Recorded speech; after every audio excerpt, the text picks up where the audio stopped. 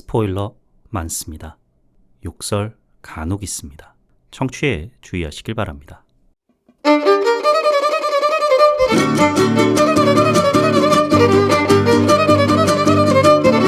콘텐츠 대홍수 시대. 요즘 뭐 보시나요? 전 이거 봅니다. 요즘 뭐 봄? 난 이거 봄. 2025 3월 넷째 주 금주의 팝콘 무비 시작합니다. 안녕하세요. 요즘 뭐 봄? 난 이거 봄. 요봄남봄 진행자 롤린스입니다. 금주의 팝콘 무비 시간이니까 금주의 박스오피스, 정확하게는 지난 주말 박스오피스지만 살펴보는 시간 가져보려 합니다. 제가 작품 소개할 때 박스오피스 수치 간간히 거론하잖아요. 금주의 팝콘 무비 시간에서는 보다 살짝 자세하게 들여다보도록 하겠습니다. 먼저 국내 박스오피스 살펴보면 봉준호 감독의 미키 세븐틴 이 4주 연속 1위를 차지했습니다. 4주, 그것도 연속 1위, 대단한 기록이죠. 허나 주말 3일 동안 끌어모은 관객 수가 고작 14만 명입니다. 폭발적인 흥행세에 힘입은 4주 연속 1위라기보다는 미키 세븐틴 이후 개봉한 신작들이 연이어 픽픽 쓰러지는 바람에 4주 연속 1위 왕좌에 오르게 된 형국인 거죠. 계약이다, 프로야구 개막이다 해서 본격적인 비수기 시즌에 들어갔다지만 박스오피스 1위작의 주말 관객 수가 14만 명이다. 이거 여러모로 참 충격입니다. 누적 관객 수는 284만 명인데요. 이거 300만 명 넘어야 할 텐데, 그래야 체면이 좀 살 텐데, 귀추가 주목됩니다. 2위는 주말 관객 수 12만 명을 기록한 극장판 진격의 거인 완결편 The Last Attack이 차지했습니다. 누적 관객 수는 39만 명인데요. 이제 알았는데 메가박스 단독 개봉작이더라고요. 메가박스 단독 개봉 작품 중 역대 최고 성적이라고 합니다. 진격의 거인 애니메이션 자체가 이제 팬덤 규모가 상당하잖아요. 거기다가 극장판 같은 거 개봉할 때마다 관련 굿즈들이 또 쏟아져가지고 팬들 사이에서는 또 어마무시한 화제를 불러일으키다 보니까 이런 점들이 바탕이 돼가지고 이 같은 호성적을 기록한 것 같습니다. 3위 그리고 4위를 기록한 작품은 신작인데요. 바로 백설공주 실사판하고 강하늘 배우 주연 스트리밍입니다. 두 작품 다 주말 3일 동안 10만 명도 채 극장으로 불러 모으지 못했습니다. 백설공주는 주말 3일 동안 9만 2천 명, 스트리밍은 7만 6천 명을 극장으로 불러 모았는데 스트리밍은 사이버 레카에 대한 관객들의 피로감, 결정적으로 청소년 관람 불가 작품이라 7만 6천 명 그럴 수 있지 싶은데 디즈니 작품의 전체 관람가인 백설공주가 9만 2천 명으로 3위라 백설공주는 누적 관객 수 12만 명 이제야 넘겼는데 이대로면은 최종 관객 수 이거 20만 명도 못 넘기게 될 것 같아요. 간당간당도 못할 것 같습니다. 저도 아직은 못 봐서 흥행 실패 요인에 대해 명확하게 좀 말씀드리기는 어렵겠지만 듣자 하니 개봉 전부터 말이 많았던, 개봉 후에도 말이 많은, 논란이 된 백설공주인데 라틴계가 말이 되냐? 레이첼 지글러 배우표 백설공주 자체는 그렇게 썩 나쁘지 않대요. 그냥 전반적으로 영화 자체가 재미가 없다, 유치하다, 소품 같다 라는 평을 받고 있습니다. 도대체 어떤 작품일지 빨리 보고 싶네요. 그 다음에 인상적인 순위를 기록한 영화로는 고독한 미식가 더 무비가 주말 관객 수 3만 2천 명으로 6위에 랭크됐습니다. 주연 배우와 감독 자리를 동시에 맡은 마츠시게 유타카 배우가 정말 대대적으로 국내 홍보에 임했잖아요. 놀면 뭐하니에도 나오고 각종 유튜브 채널에도 나오고 이에 비해서 좀 아쉬운 성적을 기록했습니다. 원작 드라마 팬들 말씀을 들어보니까 전반적으로들 극장판에 만족해 하시더라고요. 저도 원작 드라마 열혈 팬까지는 아니지만 잊을만 하면 생각나는 마성의 작품이라는 기억이 선명해서인지 한번 보러 갈까 싶습니다. 여기까지 국내 박스오피스 살펴봤고요.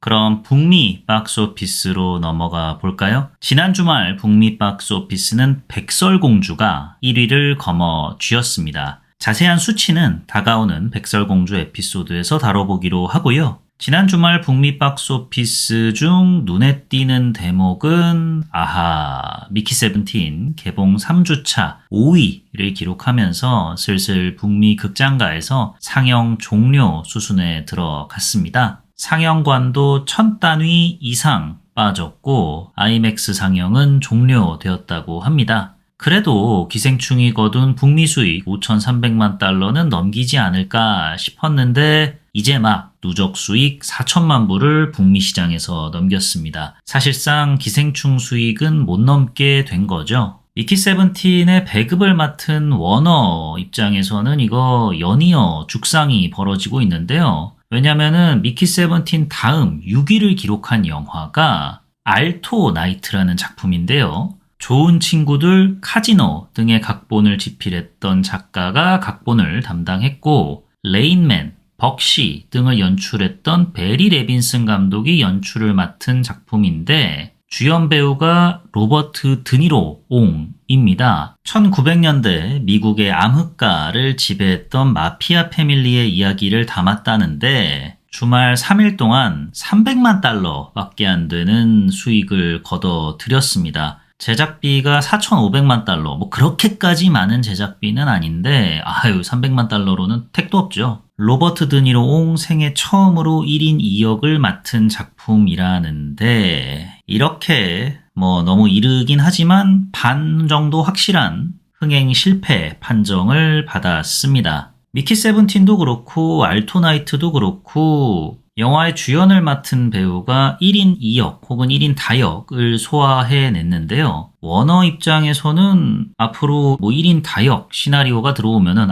우린 관심 없습니다 라고 하지 않을까 싶네요. 이쯤에서 요즘 봄 난 이거 봄 요봄 난 봄 2025 3월 넷째 주 금주의 팝콘 무비라 쓰고 금주의 팝콘 드라마로 선정된 소년의 시간 지금 시작합니다. 넷플릭스 4부작 드라마 소년의 시간은 넷플릭스 영화 아이리쉬맨에서 대배우 알파치노를 상대로 육체적 난타전을 벌였던 스티븐 그레이엄 배우가 잭손 작가와 함께 공동 창작 및 각본을 맡아서 내놓은 작품입니다. 연출은 필립 바렌티니 감독이 맡았고요. 원제는 사춘기, 청소년기를 뜻하는 adolescence입니다. 비슷한 표현으로 퓨버티가 있죠. 이번 기회에 둘의 차이가 뭔지 한번 찾아봤습니다. 퓨버티는 육체적으로 성인이 되어가는 시기를 뜻하고 adolescence는 정서적으로 성인이 되어가는 시기를 뜻한다고 합니다. 즉 퓨버티는 2차 성징과 맥이 닿아 있는 거고 adolescence는 흔히들 중2병이라 칭하는 질풍노도의 시기를 일컫는 표현인 거죠. 소년의 시간이라는 제목을 두고 번역이 좀 아쉽다라고 말씀하시는 분들이 계시더라고요. 일본만 해도 일본어 영어 표기인 어도레세누스라 적어놨는데 왜 우리는 소년의 시간이라 해놨느냐라고요. 어돌레센스보다는 소년의 시간이 좀 더 낫지 않나요? 그렇다고 그냥 어돌레센스를 직역해서 질풍노도의 시기 그렇게 중학교 2학년이 된다 이렇게 할 수는 없잖아요. 차라리 소년의 시간이 더 나은 것 같다. 제목의 함의를 통해 아실 수 있듯이 이 드라마는 겉모습은 지극히 평범해 보이는 한 13세 영국 소년에 관한 이야기입니다. 이 친구가 동급생 살해 혐의로 경찰에 체포되는데 미리 스포를 살짝 해드리자면 저는 이렇게 생각합니다. 사실 이 드라마에서 소년이 동급생을 죽였냐 안 죽였냐 그래서 얘가 살인범이 맞다는 거야 아니라는 거야 는 그렇게까지 최우선적으로 중요한 지점이 아닙니다. 이 아이는 이 세대는 어쩌다가 이렇게 됐는가를 토파보고 이들을 키우고 있는 키우게 될 어른 세대는 어떻게 대응해야 하는가를 묻는데 방점을 찍고 있다라고 저는 느꼈는데요. 이 중심에 이 드라마는 인셀을 언급합니다. 인셀, 영어 스펠링으로 INCEL, involuntarily celibate, 비자발적 순결주의자의 약자인데요. 이성과 만나고 싶어도 만나지 못하는 사람이라는 뜻이라고 합니다. 얼핏 딱 들으면은 약간 모태솔로랑 비슷하게 느끼실 수 있는데 인셀 커뮤니티도 애초에는 1997년 온라인에서 이성 친구를 만들기 위해 형성되었다고 하니까 시작점은 그래 모쏠과 어느 정도 맥이 다 있다라고 볼 수 있겠지만 이게 시간이 지나면서 오늘날에는 본래 취지와는 완전히 다르게 변질돼 버렸는데요. 일단 자기 비하를 대단히 많이 일삼고요. 자기 비하 끝에 잘못된 방향으로 분노를 표출합니다. 주로 사회적 약자를 상대로 그릇된 분노를 토해내는데 분노의 바탕에는 혐오가 도사리고 있습니다. 그 중에서도 여성 혐오가 거의 패시브 스킬이에요. 뉴욕타임스는 이러한 인셀을 두고 여성들이 자신과 성관계를 거부한다며 여성을 비난하고 폄하하는 여성 혐오주의자들이라 정의합니다. 정확한 통계는 없지만 전문가들이 추정컨대 인셀 대부분이 30대 미만의 백인 남자랍니다. 여전히 백인들은 이 지구상의 주류 인종으로 포지셔닝 되어 있고 유색인종 이민자들이 이곳저곳에서 여전히 지난한 차별과 싸우고 있다 보니까 당연히 인셀도 뭔가 소외당하고 배척당한 유색인종 이민자들이 일탈을 일삼는 끝에 인셀로 거듭났다 라고 보일 수도 있었는데 이게 웬 백인 남자, 그것도 젊은 백인 남자들이 인셀 대부분을 형성한다고 하니까 여러모로 백인이 주류 집단으로 포진되어 있는 국가에서 적잖이 인셀 관련 쇼크들이 벌어지고 있는데요. 영국도 예외는 아니었습니다. 인셀 관련 범죄가 최근 몇 년 동안 끊임없이 벌어지고 있대요. 이 뉴스를 접한 스티븐 그레이엄 배우가 대체 어쩌다가 이런 일이 영국 사회에 나아가 전 세계적으로 만연하게 된 것인가를 탐구하기로 결심하게 된 것이 소년의 시간의 시작이었다고 합니다. 소년의 시간 흥행 성적이 예사롭지 않습니다. 넷플릭스 공개 첫 주 2,400만 조회수를 기록하면서 전 세계 71개국에서 넷플릭스 영어권 시리즈 1위를 거두었습니다. 2위에 랭크된 아웃사이더는 오늘도 달린다가 같은 기간 동안 600만 조회수를 기록했으니까 소년의 시간이 얼마나 많은 관심을 받았는지 대충 짐작하실 수 있겠죠. 소년의 시간, 그럼 출연 배우 알아보도록 하겠습니다. 아이리시맨, 베놈 등에 출연했던 스티븐 그레이엄 배우, 넷플릭스 시리즈 탑보이에 출연했던 애슐리 월터스 배우, 그리고 소년의 시간을 통해 연기자로 데뷔한 오원 쿠퍼 배우 등이 출연합니다. 소년의 시간 줄거리 요약 시작해 보도록 하겠습니다. 이른 아침, 몸이 좀 안 좋은데 오늘 학교 안 가면 안 돼? 라는 음성 메시지를 듣는 애슐리 월터스 배우가 맡은 루크 베스컴 경위를 드라마는 비춰주며 시작합니다. 무슨 일이에요? 라는 파트너의 말에 엄마는 안 된다 할 테니까 나한테 얘기하는 거지 그래. 자, 출동합시다. 출동해. 라며 차를 타고 어디론가 향하는데요. 불과 한 30초? 1분 후 그들이 당도한 곳은 영국의 평범한 가정집입니다. 영국 어느 평범한 가정집에 베스컴 경위와 그의 파트너 둘만 당도했느냐? 아니요. 경찰 특공대 거의 한 부대가 가정집 앞마당에 들이닥칩니다. 강제로 문을 열고 집에 들어서자 방금 전 퇴근한 스티븐 그레이엄 배우가 분한 에디 밀러와 그의 아내, 딸 등이 혼비백산하죠. 당연하죠. 저 같아도 그랬겠어요. 들이닥친 경찰을 보면서 에디는 저 아무 잘못도 저지른 거 없어요. 왜 이러시는 거예요? 잠깐만, 당신들 이거 무단 침입이야? 뭐 하는 거야? 여보, 진정해. 라면서 항의를 하는데 경찰이 찾는 사람은 중년 남성 에디가 아니었습니다. 에디의 13살 아들 오원 쿠퍼 배우가 연기한 제이미 밀러를 찾아온 거였는데요. 동급생 살인 혐의로 제이미 밀러를 체포하기 위해서 에디의 집에 이른 아침부터 들이닥쳤던 거였습니다. 방에서 자고 있던 제이미는 놀란 나머지 바지에 오줌을 지리고 에디를 비롯한 가족들 또한 무슨 말도 안 되는 소리냐며 경찰행에 항의하지만 베스컴 경위는 공무집행 중입니다. 방해하시면 안 됩니다. 협조 부탁드립니다. 라면서 제이미를 경찰서로 데려가죠. 경찰서에 도착한 제이미는 절차에 따라서 신원 검사를 받게 되고 24시간 동안 경찰서에 구금되기에 이릅니다. 미성년자다 보니까 조사를 받을 때 곁에 동석할 보호자가 필요한데 제이미는 보호자로 아버지 에디를 지정합니다. 경찰차를 따라 곧장 경찰서로 달려온 에디 가족은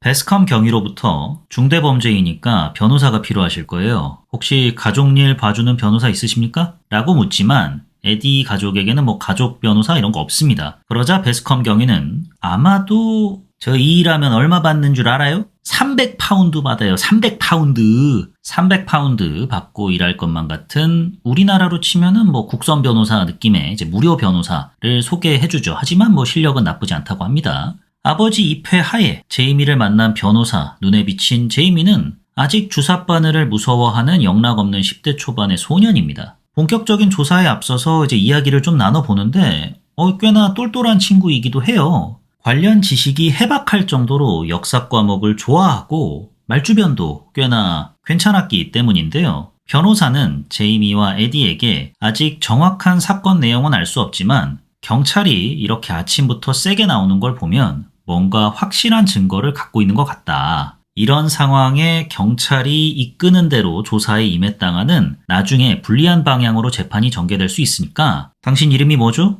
와 같은 확실하게 대답할 수 있는 내용을 제외하면 웬만하면 일단은 묵비권을 행사해라 라고 조언을 합니다. 조사실에 들어가기 전에 여전히 사건 내용에 대해 정확히 모르는 에디는 제이미에게 아들, 아빠가 딱 한 번만 물어볼 거야. 무슨 일이 있었건 네가 했던 안 했던 사실대로 말해줘. 네가 그랬어? 제이미는 겁은 먹었지만 아빠 눈을 똑바로 쳐다보며 아니 라고 답합니다. 그렇게 조사실에 제이미와 에디 그리고 변호사가 입장하게 됩니다. 베스컴 경위와 그의 파트너는 제이미의 인스타그램 게시물을 보여주면서 조사를 시작하는데요. 친구들과 찍은 사진을 올리고 섹시 모델들 사진에 좋아요를 누르고 부모님 눈에는 뭐 섹시 모델 사진에 좋아요 누른 거 정도는 못마땅할 수 있지만 사춘기 소년인데 이해하려면 할 수 있는 요즘 애들 SNS와 다를 바가 없습니다. 그러면서 경찰은 제이미의 동급생 KT의 사진을 보여줍니다. 제이미 말에 따르면 KT와 제이미는 몇몇 수업을 같이 듣는 걸 제외하고는 별다른 친분 관계가 없는 사이입니다. KT에게 이성적인 호기심도 딱히 없었다고 답하고요. KT는 어젯밤 한 주차 공터에서 신체 곳곳이 찔린 채 사망했습니다. 공터로 향하는 KT의 뒤를 제이미로 추정되는 인물이 따라가는 듯한 CCTV 캡처 사진을 제시하며 경찰은 제이미를 추궁하지만 제이미는 저 KT 안 따라갔는데요. 저 잘못한 거 없는데요. 라고 답하죠. 결국 경찰은 제이미와 에디에게 한 영상을 보여주기에 이릅니다. 영상을 본 에디는 이내 극심한 충격에 휩싸이게 되는 데 과연 영상 내용은 무엇일까요? 제이미는 정말로 KT를 잔인하게 살해했을까요? 누가 살인범이건 간에 왜 죽였을까요 대체? 그나저나 베스컴 경위의 아들은 왜 이른 아침 대바람부터 아빠에게 학교 가기 싫다라는 메시지를 남긴 걸까요? 지금 넷플릭스를 통해 확인해 보시기 바랍니다. 넷플릭스 드라마 소년의 시간 보실지 안 보실지 기준점 전달해 드리도록 하겠습니다. 영화 1917 재밌게 보셨나요? 영화 1917의 특징이 뭡니까? 롱테이크 촬영 기법으로 영화가 처음부터 끝까지 이어져 있는 듯한 편집 없이 딱 붙어 있는 듯한 느낌이 들죠? 이런 촬영 기법 좋아하시면 한번 보십시오. 차이점이라고 하면 1917은 원 컨티뉴어스 샷이라고 해가지고 영화 전체적으로 보면 유려한 원테이크처럼 보이지만 실상은 곳곳에 편집점을 녹여 넣은 촬영 기법으로 완성한 작품이고요. 소년의 시간은 정말 생 원테이크입니다. 중간에 편집점으로 추정되는 구간 없고요. 처음부터 끝까지 원테이크로 쭉 갑니다. 자연스러운 흐름 좋아하시면 관심 많으시면 필견을 권합니다. 그 다음에 만약에 내가 금쪽 같은 내 새끼 팬이다. 꼭 보십시오. 금쪽이 보는 주된 이유 중에 하나가 아이를 이해하기 위해서잖아요. 이를 통해서 부모인 나를 혹은 부모가 될 나를 좀 돌아보게 만드는 거고요. 소년의 시간도 이와 맥이 닿는 부분이 존재하니까요. 만약에 내가 금쪽이 이런 류의 육아 예능 프로그램을 좋아한다라고 하시면 꼭 시청하시기를 권해 드립니다. 그럼 볼까 말까 중에 말까 기준 설명드려 보겠습니다. 내가 만약에 불친절한 서사 싫어한다.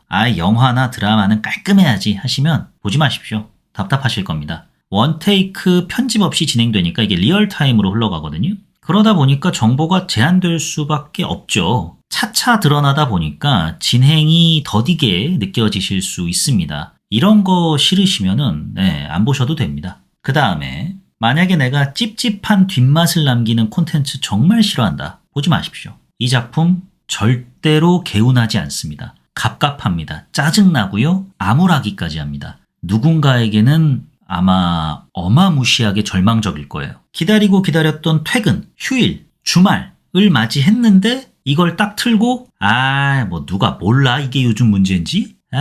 기분 잡쳤네 이씨 하실 수 있습니다. 깔끔한 컨텐츠, 딱 떨어지는 컨텐츠 좋아하시는 분이시면은 다른 거 많으니까요.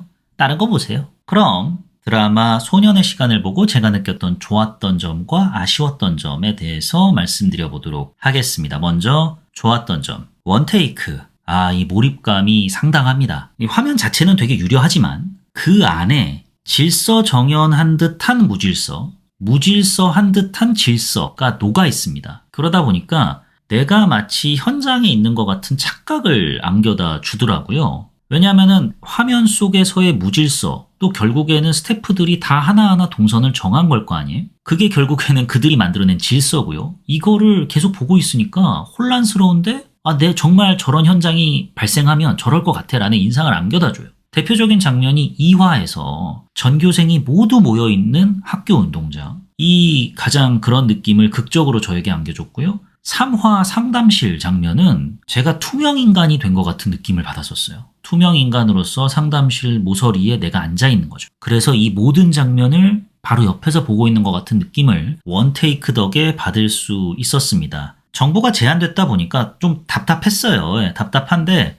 주인공의 아빠, 그러니까 에디도 답답하고 엄마도 답답하고 다 답답해요. 왜 내 아들이 갑자기 경찰한테 잡혀갔는지, 이게 도대체 어떻게 된 일인지. 저를 포함한 모두가 답답하니까 극중 캐릭터들과 함께 제 정신도 까마득해져 가더라고요. 이런 분위기를 만드느라 정말 스태프랑 배우들이 진짜 고생을 많이 했더라고요. 비하인드 영상을 한번 찾아보니까 3단계를 거칩니다. 첫 번째는 일단 편한 옷차림으로 리허설을 먼저 해요. 그래서 배우들이나 이제 스텝이 동선이 몸에 익을 때까지 체크를 합니다. 그런 다음에 테크 리허설을 갔더라고요. 테크 리허설이 뭔고 하니 본 촬영 때 쓸 장비로 리허설하는 거를 지칭하는 용어더라고요. 1차 리허설 때까지는 그냥 간단한 촬영 장비로 찍다가 뭐 핸드폰이나 태블릿 PC 같은 걸로 찍다가 테크 리허설을 할 때는 의상만 좀 편한 복장일 뿐이지 실제 촬영에 준하는 환경으로 찍더라고요. 그런 다음에 이제 실제 촬영, 본 촬영에 돌입하는 거죠. 이것도 당연히 몇 테이크씩 갔다고 합니다. 그 중에서 제일 좋은 거를 프로듀서가 골라냈다고 하는데요. 1화 같은 경우는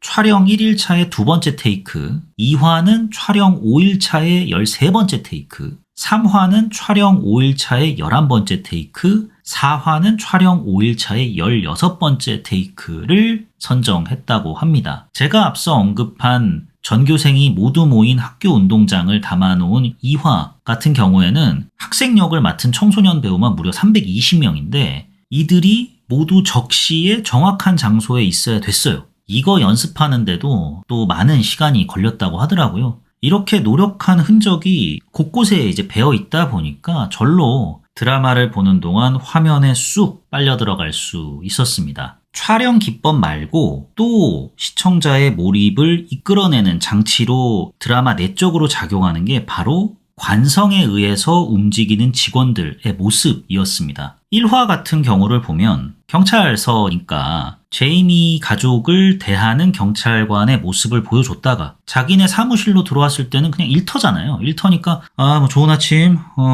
어떻게 됐어? 넘어왔어? 오케이, 알았어.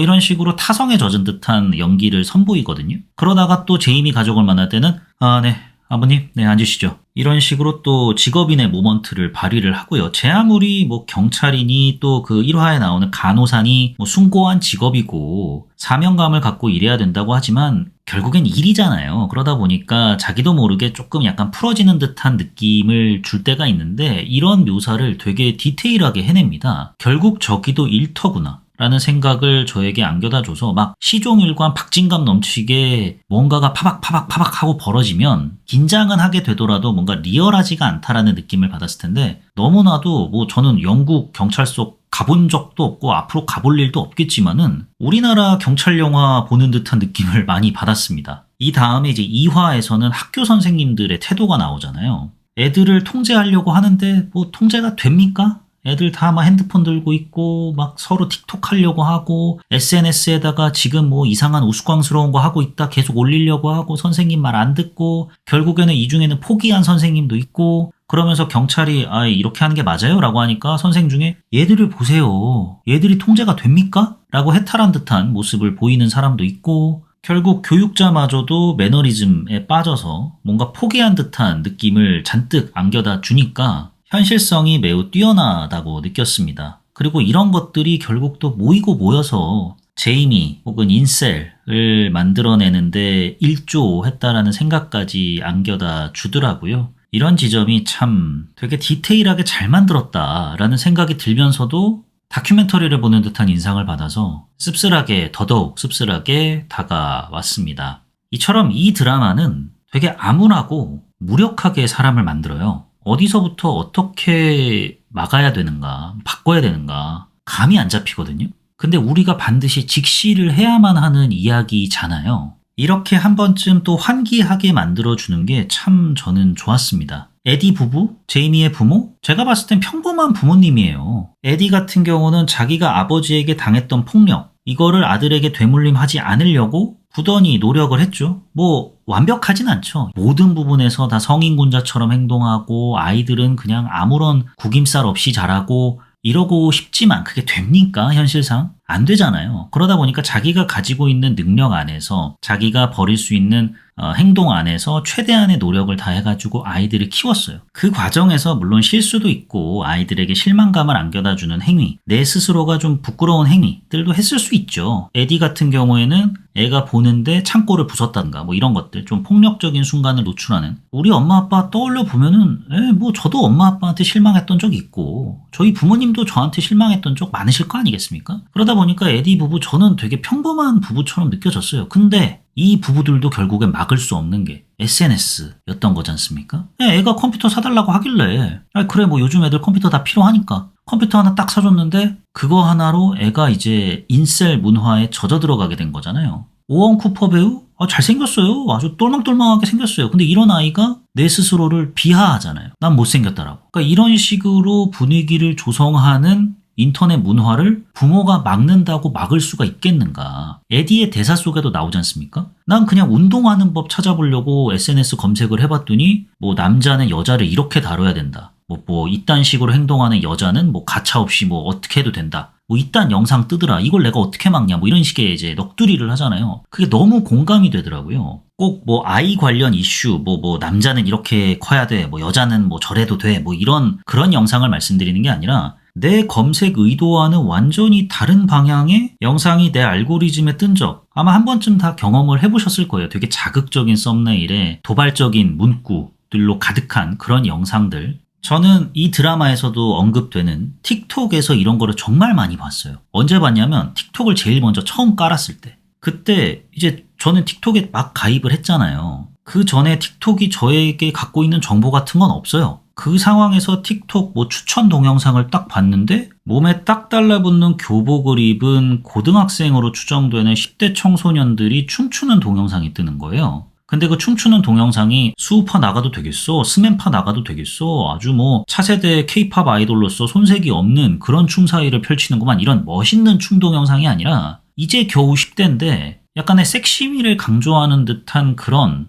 좀 저급한 춤사위들을 담은 영상이었어요. 아니 이런 게 도대체 왜 뜨나 해가지고 다음으로 넘겼죠. 아니나 다를까 다음에는 이제 남고생들이 떠요. 그리고 또 넘겼더니 이번에는 남, 여 뭐 둘이서 함께 추는 그런 영상이 나와요. 도대체 이런 게 왜 뜨지? 해가지고 해시태그를 봤더니 해시태그에 해시태그 10, 해시태그 뭐 07 이렇게 써 있는 거예요. 그래서 그게 아마도 추정컨대 이제 07년생, 뭐 2010년생을 지칭하는 표현이겠죠? 이제 그런 거를 달아놓으면 그 세대층에게 이제 소구력을 갖게 되고 그 세대층에게 그런 섹시 영상이 퍼지게 되는 거죠. 그래가지고 제가 그 해시태그들을 전부 다 차단시켜버렸는데 이거를 부모님이 막는다고 막을 수가 있겠어요? 못 막잖아요. 제이미도 알고 보니 그간 인스타그램을 통해서 사이버 불링을 당해왔었고요. 물론 그렇다고 해서 제이미가 저지른 행동이 정당화되는 건 아닙니다만 10대 청소년들이 SNS, 뭐 나아가 스마트폰, 뭐 온라인 세상으로부터 얼마나 지대한 영향을 받고 있는지를 보여주는 대목이지 않습니까? 이런 것들을 보면서 와, 도대체 어디서부터 어떻게 접근을 해야 하는 것인가 라는 고민을 하나를 안겨다 주더라고요. 저는 이 고민을 더더욱 무겁게 받아들이게 만들었던 순간이 언제였냐면 결말이었어요. 저는 결말이 참 너무 암울해서 좋았는데 제이미의 누나 클로이가 얼마나 자기도 상처를 많이 받겠어요. 학교 가면은 뭐 제이미 누나라면서 막 놀린다고 하잖아요. 그런데도 씩씩하게 우린 여기 안 떠날 거야. 아, 그리고 아빠 생일 축하해. 내가 생일상 차려줄게 하면서 1층으로 내려가잖아요. 그걸 딱 보면서 엄마 린다가 에디한테 아휴, 우리가 어떻게 저런 애를 만들었지? 라고 얘기를 하는데 에디가 이렇게 얘기를 하죠. 제이미랑 똑같은 방법으로. 부모는 딸이냐 아들이냐 상관없이 자식을 사랑으로 키웠고 본인들의 역량을 아낌없이 총동원했는데 동일한 결과가 나온 게 아닌 거잖아요. 딸아이는 의젓하고 씩씩하게 컸지만 딸아이도 뭐 핸드폰 같은 거 하면서 SNS 적당히 즐기는 것처럼 보이지만 제이미처럼 극단적인 어떤 혐오 사상에 찌들어 있는 컨텐츠를 소비하는 쪽으로 치닫지 않았죠. 같은 부모로부터 같은 집 안에서 아마도 뭐 비슷한 교육을 받았을 텐데 그리고 똑같은 사랑을 받으면서 컸는데 누구는 의젓하고 누구는 사고치고 그렇다고 얘가 평소에 사고뭉치였냐? 그것도 아니야. 그런 울림을 안겨다 주지 않습니까? 만약 여기서 끝났으면 이건 좀 전형적이다. 너무 희망찬가네 하고 말았을 텐데 이 대사를 친 제이미랑 똑같은 방법으로 클로이를 키웠다라고 대사를 친 아빠 에디가 제이미 침대에 앉아가지고 오열을 하잖아요. 그러니까 거기서 보여주는 거죠. 똑같은 방법으로 그러니까 클로이를 키웠던 것과 똑같은 방법으로 제이미를 키웠는데 어쩌다가 이런 파국이 일어나게 된 것일까? 아버지 입장에선 도저히 감을 잡을 수가 없는 거죠. 거기서 오는 무력감, 어디서부터 어떻게 해결해야 되는 것인가? 그렇다면 스마트폰과 컴퓨터를 사준 내 잘못인 건가? 뭐 이런 자책감까지 다 응축되어가지고 거기서 스티븐 그레이엄 배우의 정말 연기가 빛을 발하였는데 그런 식으로 결말을 맺는다는 게 희망찬가를 얘기하지 않고 현실에 발붙고 있다라는 인상을 저에게 안겨다 줘가지고 너무나도 씁쓸하지만 좋게 다가왔습니다. 여기까지가 제가 느꼈던 좋았던 점이고요. 아쉬웠던 점에 대해서 말씀드려보도록 하겠습니다. 원테이크의 1장 1단이 있어요. 앞에서는 이제 1장에 대해서 말씀을 드렸다면 이제 1단을 언급해 볼 텐데 전사 같은 걸 보여줄 수가 없잖아요. 그러다 보니까 계속해서 대사로 모든 정보를 쏟아내야 됩니다. 그 순서가 조금씩 뒤로 밀릴 뿐이지 어찌됐건 한 화 안에 주어진 정보를 다 쏟아내야 돼요. 그러다 보니까 중간중간에 살짝 루즈하게 느껴질 때도 있고요. 정보나 어떤 메시지 같은 거를 대사 속에 우겨 넣는다는 인상을 받기도 했었습니다. 예를 들어서 1화 같은 경우는 관객들의 호기심을 자아내기 위해서 제이미와 관련된 정보는 최소한으로만 주려고 하죠. 하지만 1화 1시간에 달하는 러닝타임은 채워야 되니까 그 분량을 대부분 경찰서 내에서 벌어지는 이야기들로 채워갑니다. 사무실에서 뭐 스몰 토크를 나눈다든지 그리고 간호사가 왔는데 이른 아침 대바람부터 진짜 짜증나게 뭐 이런 식의 대사라든지 그리고 뭐 어떤 절차에 대해서라든지 이런 것들을 되게 세밀하게 보여주잖아요. 이 부분이 뭔가 좀 우리 이만큼 취재했어요. 어때요? 되게 디테일하지 않아요? 여러분들이 만약에 경찰서에서 조사받으면 경찰서 이제 뒤 사무실에서는 이런 일이 벌어진답니다를 과시한다는 듯한 인상을 살짝 받았습니다. 메시지를 우겨 넣는다라는 인상은 말씀드렸던 그 4화에서 안방에 앉아가지고 이게 어쩌다가 이렇게 된 것인가를 막 곱씹을 때 그때 이제 빠르게 얘기를 하잖아요. 3화에서 어렴풋이 나왔던 제이미가 아빠와 가지고 있던 추억에 대해서 이제 아빠 시점으로 얘기를 해주고 그러면서 아빠가 컴퓨터를 사주게 된 배경? 컴퓨터를 사줬더니 이런 식의 영상을 보고 정보를 접할 줄 몰랐다는 식의 이제 당혹스러움 같은 거를 설파를 하는데, 그때 조금 드라마가 다다다다다다다 설명을 하려고 한다라는 인상을 받았습니다. 그럼에도 되게 효과적으로 잘 전달을 했지만은 불친절한 전개 방식 속에서 정보마저도 파편화돼 있다 보니까 이거를 제가 머릿속에서 계속해서 끼워 맞춰야 돼가지고 이로 인한 피로감이 좀 상당했던 것 같습니다. 그래서 왜 이렇게 피로할까? 영화를 다 보고 나니까 단순히 정서적인 것이 아니라 앞뒤 맥락을 맞춰야 되는 이 모든 과정 때문이겠구나. 그러면 왜 그랬을까를 또 곱씹어 보니까 결국에는 원테이크라는 촬영 기법의 일창일탄이었구나 라는 생각에 다다르게 됐습니다. 아쉬웠던 점은 여기까지입니다. 이 이상은 딱히 없었어요. 완성도가 대단히 빼어난 드라마라는 점은 부인할 수 없는 사실인 것 같습니다. 드라마 소년의 시간에 대한 제 별점은 4.0 괜찮은데 입니다. 야, 아쉬웠던 점 별로 없다며. 그럼 한 5.0 시원하게 줘야 되는 거 아니냐? 싶으실 수 있는데 말씀드렸다시피 조금 아예 없진 않았잖아요. 좀 있었잖아요. 그래서 이런 것들을 좀 감안하다 보니까 4.0 그럼에도 4시간 금방 갑니다. 아주 좋아요. 그래서 4.0 괜찮은데를 주게 되었습니다. 드라마 소년의 시간에 대한 제 한 줄 평은 우리가 겪고 있는, 겪게 될 지옥도입니다. 지옥도라는 게 표현이 좀 세죠. 인셀이라는 문화가 저는 우리나라에는 뭐 생겨날지 안 생겨날지 모르겠는데 그게 중요한 게 아니라고 봐요. 표현만 달라졌을 뿐이지, 그리고 뭐 컨텐츠 내용만 다를 뿐이지, 혐오 정서를 품고 있는 컨텐츠는 지금도 우리나라에서 끊임없이 소비가 되고 있고, 그로 인해서 온갖 사건들이 일어났지 않습니까? 그리고 지금도 일어나고 있고요. 또 뭐 인셀을 비롯한 각종 뭐 서구 문화권에서 자행되고 있는 일들이 우리나라에서도 벌어질 수가 있죠. 이런 일들이 벌어지게끔 원인을 제공한 스마트폰 문화는 뭐 우리나라가 뭐 좋은 쪽으로든 나쁜 쪽으로든 전 세계에서 뭐 절대로 뒤지지 않으니까요. 자녀를 두신 부모님들 입장에서는 자녀의 나이대와 상관이 없이 이 드라마가 너무나도 내 일처럼 느껴지실 것 같아요.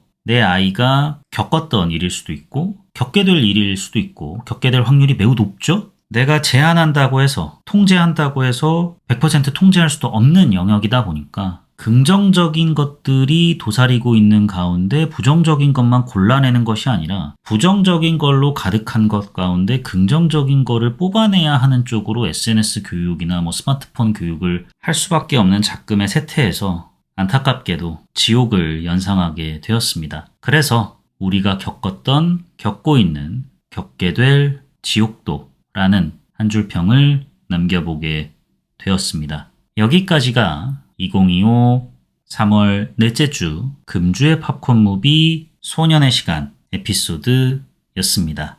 지금까지 저는 진행자 롤린스였고요. 들어주셔서 대단히 감사합니다.